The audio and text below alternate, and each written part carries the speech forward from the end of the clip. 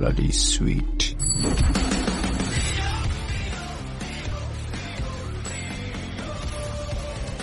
ನಮಸ್ಕಾರ ಸ್ನೇಹಿತರೆ, welcome to Madan Maddy YouTube channel. So ತುಂಬ ದಿನ ಆದಮೇಲೆ ನಾನು ವಿಡಿಯೋ ಮಾಡ್ತಾ ಇದ್ದೀನಿ. ನೀವು ಈ ನಡುವೆ ಪೆಟ್ರೋಲ್ ಬಂಕ್ಗೆಲ್ಲ ಹೋದರೆ ನಿಮಗೆ ಆ ಪೆಟ್ರೋಲ್ ಬಂಕ್ ಪಕ್ಕ ಚಿಕ್ಕದಾಗೊಂದು E20 ಅಂತ ಬರೆದಿರ್ತಾರೆ. ಏನಪ್ಪ E20 ಅನ್ನೋದು ತುಂಬ ಜನಕ್ಕೆ ಗೊತ್ತಿಲ್ಲ ಅಂದ್ಕೊತೀನಿ. ಸೊ ಅದ್ರ ಬಗ್ಗೆ ನಾನು ತಿಳ್ಕೊಬೇಕು ತಿಳ್ಕೊಂಡೆ ಕೆಲವು ಇನ್ಫಾರ್ಮೇಷನ್ನು ನಮ್ಮ ಸ್ನೇಹಿತರಿಗೂ ತಿಳಿಸೋಣ ಅಂತ. ಸೊ ಕೆಲವ್ರಿಗೆ ತುಂಬ ಹೆಲ್ಪ್ ಆಗ್ಬೋದು ಆ ಇನ್ಫಾರ್ಮೇಷನ್ ಅರ್ಥ ಮಾಡ್ಕೊಳಕ್ಕೆ. ಯಾಕಂದರೆ ಸೋಷಿಯಲ್ ಮೀಡಿಯಾದಲ್ಲಿ ಸಿಕ್ಕಾಪಟ್ಟೆ ಅದು ಇದು ಅಂತ ಮಾತಾಡ್ತಾರೆ. ಯಾವುದು ಸರಿಯಾದ ಒಂದು ಇನ್ಫಾರ್ಮೇಷನ್ನು ಅನ್ನೋದು ಎಲ್ಲರಿಗೂ ಸ್ವಲ್ಪ ಟಫೇ. ಫೈನಲ್ ಆಗಿ ಅದನ್ನು ಫ್ಯಾಕ್ಟ್ ಚೆಕ್ ಮಾಡೋದು ಎಲ್ಲ ಸ್ವಲ್ಪ ಕಷ್ಟನೇ. ಸಿಂಪಲ್ ಆಗಿ ನಿಮಗೆ ಅರ್ಥ ಮಾಡಿಸ್ಬೇಕು ಅಂತ ಈ ಒಂದು ಚಿಕ್ಕ ಪ್ರಯತ್ನ. E20 ಅನ್ನೋದು ಎಥನಾಲ್ 20 ಅಂತ. ಅಂದರೆ ನಿಮ್ಮ ಪೆಟ್ರೋಲಲ್ಲಿ 20% ಎಥನಾಲ್ ಮಿಕ್ಸ್ ಮಾಡ್ತಾರೆ, ಎಥನಾಲ್ ಬ್ಲೆಂಡ್ ಮಾಡ್ತಾರೆ ಅಂತ. ಸೊ ಇದರಲ್ಲಿ ನಿಮಗೆ 1 ಲೀಟ್ರ್ ಪೆಟ್ರೋಲಲ್ಲಿ 800 ಮಿಲಿ ಪೆಟ್ರೋಲ್ ಇರುತ್ತೆ, ಪ್ಯೂರ್ ಪೆಟ್ರೋಲ್ ಇರುತ್ತೆ. ಇನ್ನು 200 ಮಿಲಿ ನಿಮಗೆ ಎಥನಾಲ್ ಇರುತ್ತೆ. ಸೊ ಇದರಿಂದ ಏನಕ್ಕಪ್ಪ ಇದು ಮಾಡ್ತಾರೆ ಅನ್ನೋದನ್ನ ನೀವು ಅರ್ಥ ಮಾಡ್ಕೊಂಡ್ರಿ. ಆ್ಯಕ್ಚುಲಿ ಗೌರ್ಮೆಂಟ್ ಹೇಳೋ ಪ್ರಕಾರ, ಮಿನಿಸ್ಟ್ರಿ ಆಫ್ ಪೆಟ್ರೋಲಿಯಂ ಹೇಳೋ ಪ್ರಕಾರ, ಮೇಯ್ನು ಇಂಪೋರ್ಟ್ ಅಂದರೆ ನಾವು ಮೆಜಾರಿಟಿ ನಮ್ಮ ಪೆಟ್ರೋಲ್ ಏನಿದೆ ಆ ಪೆಟ್ರೋಲ್ನ ನಾವು ಕ್ರೂಡ್ ಆಯಿಲ್ ಪೆಟ್ರೋಲ್ಗಿಂತ ಮುಂಚೆ ಕ್ರೂಡ್ ಆಯಿಲ್ ಬೇರೆ ದೇಶದಿಂದ ನಾವು ತಗೊತೇವೆ. ಸೊ ಅದರಲ್ಲಿ ನಮಗೆ ಸಿಕ್ಕಾಪಟ್ಟೆ ಆ ದುಡ್ಡು ಖರ್ಚು ಅನ್ನೋದು ಇದೆ. ಸೊ ಆಲ್ಮೋಸ್ಟ್ ಈ ಗೌರ್ಮೆಂಟ್ ಪ್ರಕಾರ E20 ಪೆಟ್ರೋಲ್ ನಾವು ಯೂಸ್ ಮಾಡೋದು ಸ್ಟಾರ್ಟ್ ಮಾಡಿದ್ರೆ ವರ್ಷಕ್ಕೆ 1.9 ಲಕ್ಷ ಕೋಟಿ ದುಡ್ಡು ಮಿಕ್ಕುತ್ತೆ ಅನ್ನೋದು ನಮ್ಮ ಮಿನಿಸ್ಟ್ರಿ ಪ್ರಕಾರ ಹೇಳ್ತಾರೆ. ಸೊ ಇದನ್ನ ನಾವು ಉಳಿತಾಯ ಮಾಡ್ತೀರಿ. ಒಂದು. ಎರಡನೇದು 20% ಎಥನಾಲ್ ಹೆಂಗ್ ಬರುತ್ತೆ ಅಂದ್ರೆ, ಎಥನಾಲ್ ತಯಾರು ಮಾಡೋದು ಕಬ್ಬು, ಜೋಳ ಮತ್ತು ಕೆಲವು ಧಾನ್ಯಗಳು, ದವಸ ಧಾನ್ಯಗಳನ್ನ ಯೂಸ್ ಮಾಡಿ ಎಥನಾಲ್ನ ಫರ್ಮೆಂಟೇಷನ್ ಮೆಥಡ್ ಮೂಲಕ ಮಾಡ್ತಾರೆ. ಸೊ ಅದರಿಂದ ನಿಮಗೆ ಎಥನಾಲ್ನ ಇದು ಮಾಡ್ತಾರೆ. ಸೊ ಇದರಿಂದ ಗೌರ್ಮೆಂಟ್ ಹೇಳೋ ಪ್ರಕಾರ ನಮ್ಮ ರೈತರಿಗೆ ಲಾಭ ಆಗುತ್ತೆ, ಅವ್ರ ಬಿಸ್ನೆಸ್ಗೆ ಸಪೋರ್ಟ್ ಆಗುತ್ತೆ.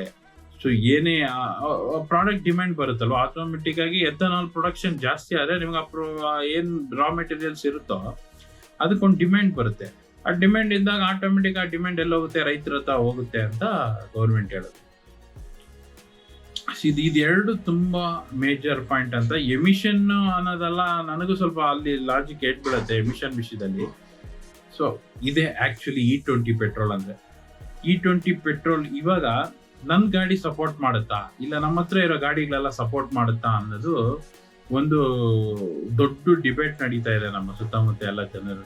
ಯಾಕಂದ್ರೆ 2023 ಮೇಲ್ ಬಂದಿರೋ ಅಂತ BS6 ಕಂಪ್ಲೇಂಟ್ಸ್ ಇರೋ ಅಂತ ಗಾಡಿಗಳಲ್ಲಿ ನಿಮ್ಗೆ ಪೆಟ್ರೋಲ್ ಟ್ಯಾಂಕ್ ಅದು ತೆಗೆದು ಚಿಕ್ಕದಾಗಿ ಬರ್ದಿರ್ತಾರೆ E20 ಸಪೋರ್ಟೆಡ್ ಅನ್ನೋ ತರ. ಸೊ ಆ ತರ ಗಾಡಿಗಳಿಗೆ ಏನು ತೊಂದರೆ ಇಲ್ಲ, ನೀವು ತಲೆ ಕೆಡ್ಸ್ಕೊಳಂಗಿಲ್ಲ, ಕಣ್ಣು ಮುಚ್ಕೊಂಡು ನೀವು ಅದನ್ನ ಯೂಸ್ ಮಾಡ್ಕೊಂಡು ಹೋಗ್ಬೋದು.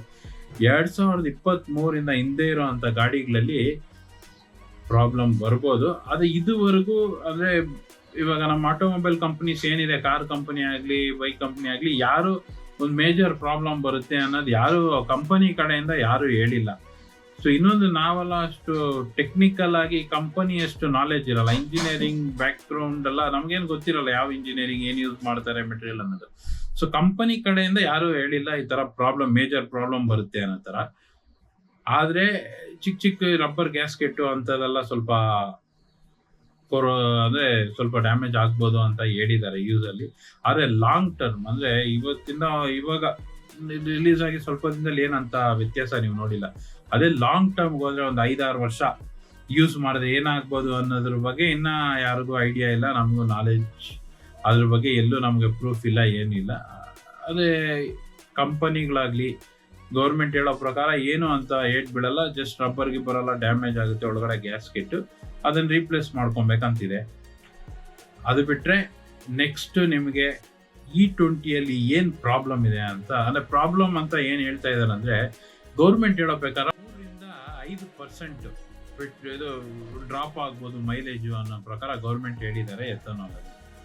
ಆದ್ರೆ ಆಕ್ಚುಲಿ ನಮ್ಮ ಜನ ರಿಪೋರ್ಟ್ ಮಾಡಿರೋದೇ ಅಂದ್ರೆ ಆಲ್ಮೋಸ್ಟ್ 10% ಡ್ರಾಪ್ ಆಗ್ತಾ ಇದೆ ಅಂತ. ಇವಾಗ ಒಂದು ಕಾರು 1 ಲೀಟರ್ ಪೆಟ್ರೋಲ್ಗೆ 15 ಕಿಲೋಮೀಟರ್ ಮೈಲೇಜ್ ಕೊಡ್ತಾ ಇತ್ತು ಮುಂಚೆ. ಇವಾಗ E20 ಪೆಟ್ರೋಲ್ ಯೂಸ್ ಮಾಡಿದಾಗ 13 ಕೊಡ್ತಾ ಇದೆ. ಸೊ ಆಲ್ಮೋಸ್ಟ್ ನಿಮ್ಗೆ ಅಲ್ಲಿ 10% ಲಾಸ್ ಆಯ್ತು. ಅಂದ್ರೆ 10% ಮೈಲೇಜ್ ಕಮ್ಮಿ ಆಯ್ತು. ಇವಾಗ 10% ನೀವು ಗೇನ್ ಮಾಡಬೇಕಂದ್ರೆ ತಿರ್ಗಾ ಫ್ಯೂಲ್ ಬರ್ನ್ ಮಾಡಲೇಬೇಕು ಅಲ್ವಾ. ಸೊ ಆವಾಗ ಪೊಲ್ಯೂಷನ್ ಕಂಟ್ರೋಲ್ ಆಗುತ್ತೆ ಅಂದ್ರೆ ನನಗೆ ಸ್ವಲ್ಪ ಅದ್ರ ಬಗ್ಗೆ ಲಾಜಿಕ್ ಸ್ವಲ್ಪ ಡ್ಯಾಮೇಜ್ ಆಗ್ತಾ ಇದೆ. ಅಲ್ಲಿ ನನಗೆ ಲಾಜಿಕ್ ಮ್ಯಾಚ್ ಆಗ್ತಾ ಇಲ್ಲ ಅವ್ರು ಹೇಳೋ ಪ್ರಕಾರ. ಸೊ ಇದು ಪೊಲ್ಯೂಷನ್ ಕಂಟ್ರೋಲ್ ಆಗುತ್ತೆ ಅನ್ನೋದು 100% ಹೆಂಗೆ ಅನ್ನೋದು ನಾನು ಸ್ವಲ್ಪ ಯೋಚನೆ. ಯಾಕಂದ್ರೆ 100 ಕಿಲೋಮೀಟರ್ ಹೋಗೋಕ್ಕೆ ನಾವು ನಾರ್ಮಲ್ ಪೆಟ್ರೋಲ್ ಯೂಸ್ ಮಾಡಿದಾಗ 10 ಲೀಟ್ರಲ್ಲಿ ಹೋದ್ರಿ ಅಂದ್ರೆ ಇವಾಗ 12 ಲೀಟರ್ 13 ಲೀಟರ್ ಬೇಕಾಗುತ್ತೆ ಹೋಗೋಕ್ಕೆ. ಸೊ ಅವಾಗ 10 ಲೀಟರ್ ಬರ್ನ್ ಮಾಡೋ ಜಾಗದಲ್ಲಿ 13 ಲೀಟರ್ ನಾವು ಬರ್ನ್ ಮಾಡ್ತಾ ಇದೀರಲ್ಲ. ಸೊ ಅಲ್ಲಿ ಸ್ವಲ್ಪ ಅದು ಹೆಂಗೆ ಅಂತ ನನಗೆ ಸ್ವಲ್ಪ ಲಾಜಿಕ್ ಪ್ರಕಾರ ಇಲ್ಲ.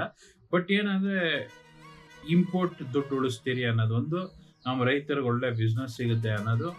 ಸೊ ಇದೊಂದು ಇಂಪಾರ್ಟೆಂಟ್. ಇದು ಬಿಟ್ರೆ ಇನ್ನೇನು ಇದ್ರಲ್ಲಿ ಇದೆ ಅನ್ನೋದನ್ನ ನಾವು ಹೋಗ್ತಾನೆ ತಿಳ್ಕೊಬೇಕು. ಸೊ ಎಕ್ಸ್ಪೀರಿಯನ್ಸ್ ಮಾಡೋಣ. ಇಲ್ಲ ನಮ್ಗೆ ಈ ತರ ಪ್ರಾಬ್ಲಮ್ ಇದ್ರ ಬಗ್ಗೆ ಎಲ್ಲ ನಾನು ತಲೆ ಕೆಡ್ಸ್ಕೊಂಬಾರ್ದು ಅಂದ್ರೆ ಸಿಂಪಲ್ ಸೊಲ್ಯೂಷನ್ ಏನಂದ್ರೆ, ನಿಮಗೆ 2 ತರ ಸೊಲ್ಯೂಷನ್ ಇದೆ. ಒಂದು, ನಿಮ್ಮ ಹಳೆ ಕಾರ್ನ ರೀಪ್ಲೇಸ್ ಮಾಡ್ಕೊಳ್ಳಿ. E20 ಯಾವ್ದು ಕಂಫರ್ಟಬಿಲಿಟಿ ಇದೆಯೋ, ಇಲ್ಲ E20 ಸಪೋರ್ಟೆಡ್ ವೆಹಿಕಲ್ನ ಡೈರೆಕ್ಟಾಗಿ ಹೋಗಿ ಚೂಸ್ ಮಾಡಿ ತಗೊಳ್ಳಿ. ಇಲ್ಲ ನನಗೆ ಬೇರೆ ಆಪ್ಷನ್ ಇಲ್ಲ ಅಂದರೆ ಕೆಲವು ಆಲ್ಟರ್ನೇಟಿವ್ ಇಲ್ಲ ಸಪೋರ್ಟಿಂಗ್ ಕಿಟ್ಸ್ ಡ್ಯಾಮೇಜ್ ಆಗ್ದಿರ ಇರೋ ಥರ ಫ್ಯೂಲಲ್ಲಿ ಮಿಕ್ಸ್ ಮಾಡೋದು ಕೆಲವು ಕೆಮಿಕಲ್ಲು, ಸೊ ದಟ್ ಎಥನಾಲ್ದು ರಿಯಾಕ್ಷನ್ನ ಕಂಟ್ರೋಲ್ ಮಾಡೋ ಅಂತ ಎಲ್ಲ ಕೆಲವು ಆಪ್ಷನ್ಸ್ ಇದೆ. ಅದನ್ನು ನೀವು ಟ್ರೈ ಮಾಡ್ಬೋದು. ಮೇ ಬಿ ಹೋಗ್ತಾ ಅದನ್ನು ಇನ್ನೂ ಸ್ವಲ್ಪ ಎಲ್ಲ ಪೆಟ್ರೋಲ್ ಬಂಕಲ್ಲೂ ಇಂಟ್ರೊಡ್ಯೂಸ್ ಮಾಡ್ಬೋದು. ಯಾಕಂದರೆ ಇದನ್ನು ನೀವು ಆ ಪೆಟ್ರೋಲ್ ಜೊತೆ ಯೂಸ್ ಮಾಡಿದಾಗ ನಿಮ್ಮ ಇಂಜಿನ್ ಡ್ಯಾಮೇಜ್ ಕಂಟ್ರೋಲ್ ಆಗಿರುತ್ತೆ, ಅಷ್ಟು ಜಲ್ದಿ ಡ್ಯಾಮೇಜ್ ಆಗಲ್ಲ. ಅದಂತ ಏನಿದ್ರೇನೋ ಹೋಗ್ತಾನೆ ಗೊತ್ತಾಗೋದು. ಅದುವರೆಗೂ ಯಾವುದೂ 100% ಇದುವರೆಗೂ ಕನ್ಫರ್ಮ್ ಇಲ್ಲ. 100% ಯಾವುದು ಕನ್ಫರ್ಮ್ ಡೇಟಾ ಇದುವರೆಗೂ ಇಲ್ಲ. ನೀವು ಯಾವುದು ತಲೆ ಕೆಡ್ಸ್ಕೊಬೇಡಿ. ಮೇನ್ ಪೊಲ್ಯೂಷನ್ ಕಂಟ್ರೋಲು ಅನ್ನೋದಿದೆ. ಆಮೇಲೆ ಇನ್ನೊಂದಿದೆ, ಆ್ಯಕ್ಚುಲಿ ಜನ ಡಿಮ್ಯಾಂಡ್ ಮಾಡ್ತಾ ಇರೋದು ಏನಂದರೆ, ಇವಾಗ ಎಥನಾಲ್ ಮಿಕ್ಸ್ ಮಾಡ್ತೀರಾ ಅಂದಮೇಲೆ ಪೆಟ್ರೋಲ್ ರೇಟ್ ಕಮ್ಮಿ ಆಗಬೇಕಲ್ಲ, ಯಾಕೆ ಕಮ್ಮಿ ಆಗಿಲ್ಲ, ಏನಕ್ಕೆ ಕಮ್ಮಿ ಆಗ್ತಾ ಇಲ್ಲ ಅಂತ ಒಂದು ಕ್ವೆಶ್ಚನ್ ಇದೆ. ಅದಕ್ಕೆ ಗೌರ್ಮೆಂಟ್ ಆನ್ಸರ್ ಮಾಡಬೇಕು. ಅದಕ್ಕೆ ಏನಂತ ಯಾರಿಗೂ ಗೊತ್ತಿಲ್ಲ. ಈ ವಿಡಿಯೋ ನಿಮಗೆ ಸ್ವಲ್ಪ ಇನ್ಫಾರ್ಮೇಷನ್ ಕೊಟ್ಟಿದೆ ಅಂತ ಅನಿಸುತ್ತೆ ಯಾರೋ. ಸೊ ಇದರಲ್ಲಿ ಏನಾದರೂ ಇದ್ರೆ ಕಮೆಂಟ್ ಮಾಡಿ. ನಾನು ಯಾವುದಾದ್ರು ಬಿಟ್ಟಿದ್ರೆ ಅದನ್ನು ಕಮೆಂಟ್ ಮಾಡಿ. ವಿಡಿಯೋ ಇಷ್ಟ ಆಗಿದ್ರೆ ಲೈಕ್ ಮಾಡಿ. ಸಬ್ಸ್ಕ್ರೈಬ್ ಮಾತ್ರ ಏನೇ ಆದ್ರೂ ಈ ವಿಡಿಯೋ ನೋಡಿದಕ್ಕೆ ಸಬ್ಸ್ಕ್ರೈಬ್ ಮಾತ್ರ ಮಾಡಿ. ಮರಿದಿರೋ ಸಬ್ಸ್ಕ್ರೈಬ್ ಮಾಡೋದನ್ನ ಮರಿಬೇಡಿ. Thank you.